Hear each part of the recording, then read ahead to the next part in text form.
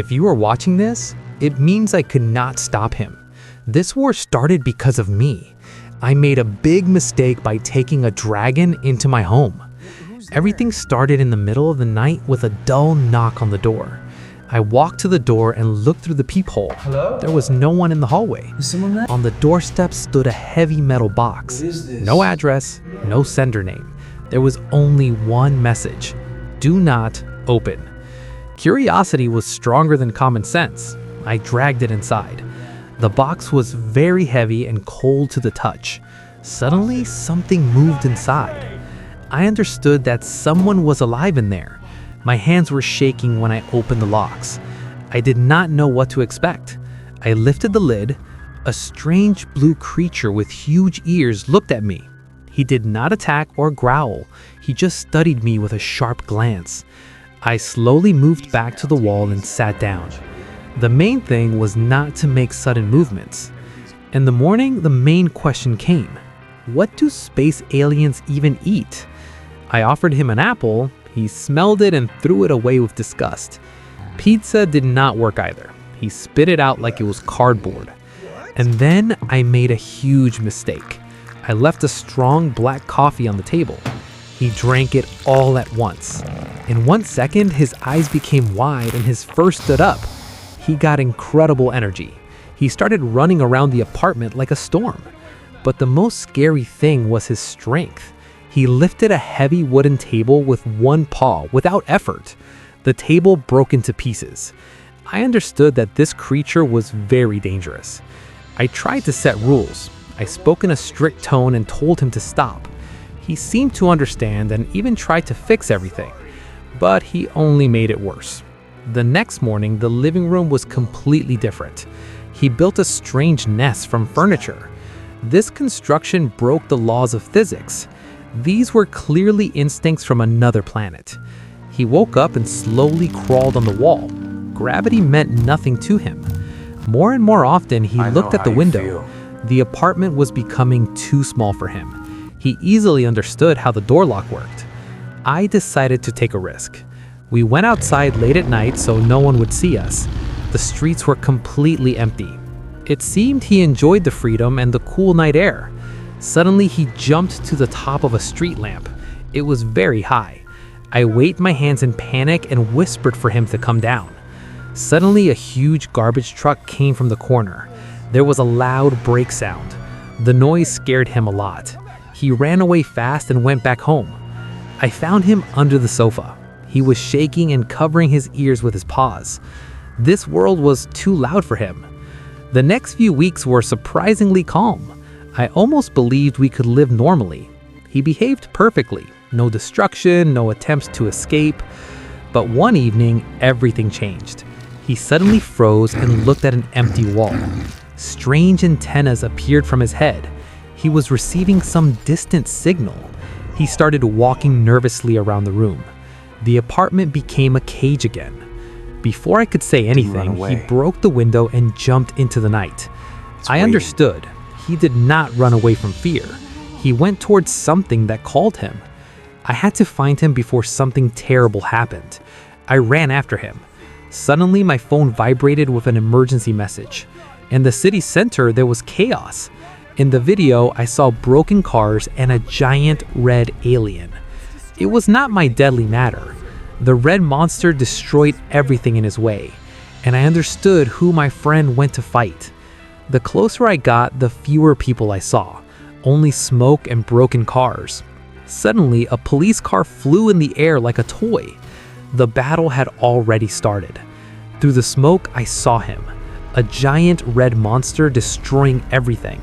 He broke buildings and blocked streets. He was calling someone to fight. And then my blue friend appeared, small but completely fearless. They looked at each other through the smoke. Two aliens, two different powers. I hid behind the concrete block. I could not help him in this fight. In one moment, they rushed at each other. The ground cracked under their claws. Their collision created a shockwave. The red one was too strong. One hit with the tail and my creature flew into a brick wall. But he did not give up. This is where my recording ends. If you know how to stop this war, find me. A few days ago, I found two strange eggs in a deep cave. One was black like coal, and the other shimmered in the light. I decided to take them home. This morning, the black egg started to crack. I held my breath. Then the tiniest reptile I had ever seen appeared from it. He was only about 15 centimeters long, huge green eyes and not a single tooth in his mouth. I immediately decided to call him Toothless. Before I could even react, the second egg also cracked. From it came a completely different dragon, smooth and very elegant.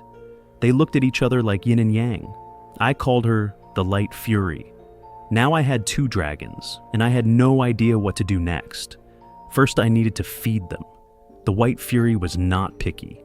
She happily swallowed a piece of raw salmon. But with Toothless, there was a problem. He refused to eat fish, chicken, and beef. I tried everything that was in the fridge. In desperation, I mixed raw fish with beef blood. It looked disgusting, but Toothless immediately became alert. He attacked the food and destroyed it in a few seconds.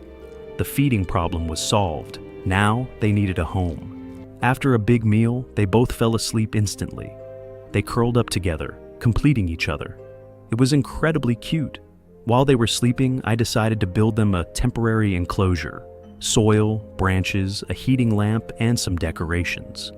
They should like it there. When they woke up, they started exploring their new home. Toothless immediately pressed his nose to the glass, and the Fury gracefully climbed to the highest branch. But on the very first night, something scary happened. I woke up from a strange sound. A huge shadow flew right over my house in front of the moon. Somehow, the babies felt it too. They froze and looked at the window. Wild dragons knew they were here. In the morning, another shock was waiting for me. They had literally grown twice as big in one night. The glass enclosure became too small for them. Toothless started growing teeth like needles. He bit everything in his way. My kitchen tools were the first victims. And the Light Fury showed her own talent. It was time to test their hunting instincts. I released a live mouse. Both dragons instantly switched into battle mode. Toothless attacked first, but he was too clumsy. He missed and landed loudly on his stomach. He was a terrible hunter for now. But the Fury acted perfectly. She moved silently and caught the target with one perfect jump. She clearly had talent. After that, it was like they went crazy.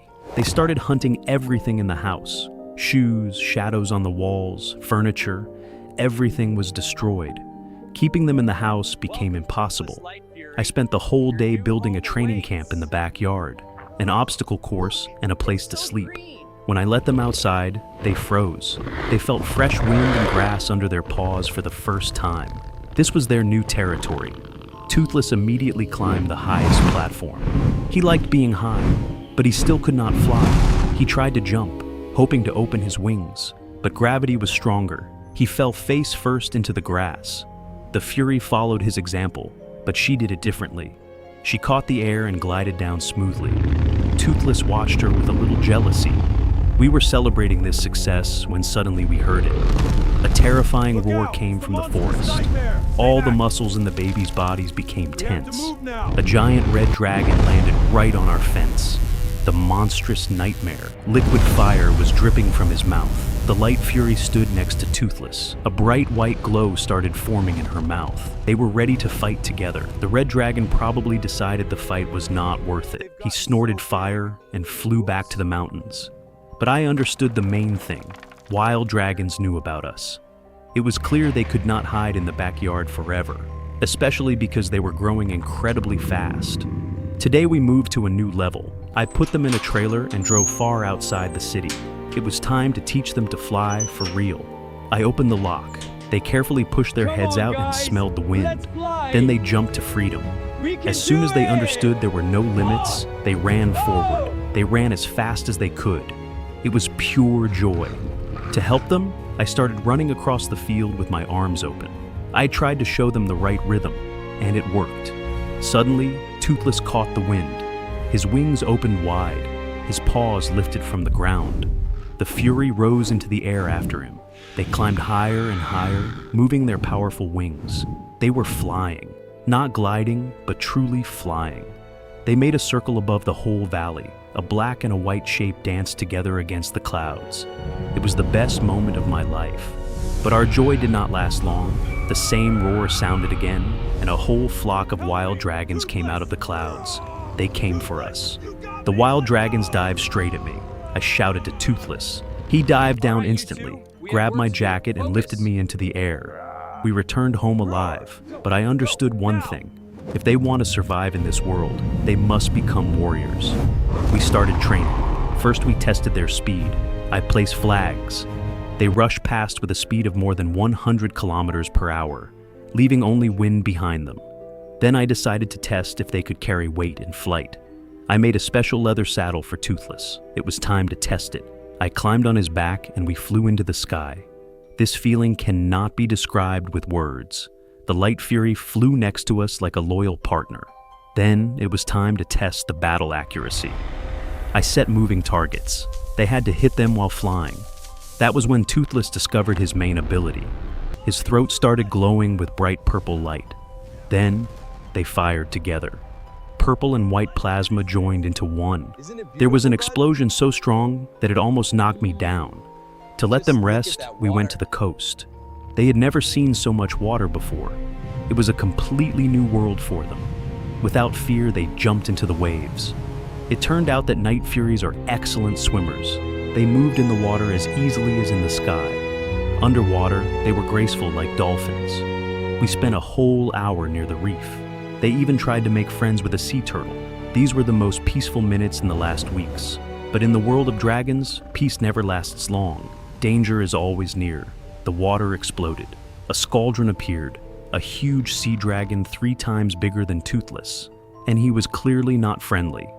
This monster shot a stream of boiling water with huge pressure. If that water hit us, it would cook us alive. But the Light Fury knew what to do. She used her invisibility to confuse the enemy, appearing right in front of his face. While the monster was distracted, Toothless dived from the sky. A powerful plasma blast hit the water near the Scaldron and forced him to retreat into the depths. We won. But I noticed something strange. Hundreds of wild dragons were flying in one direction, toward a huge snowy mountain on the horizon. Curiosity won. We followed them. The air became colder, and the mountains more wild and unreachable. The flock led us to a giant cave hidden in the ice. Inside, there was complete darkness. We carefully went inside. The cave was enormous. Everywhere there were hundreds of dragon eggs of every possible color. It was a real dragon nursery. I raised them from tiny eggs in my apartment.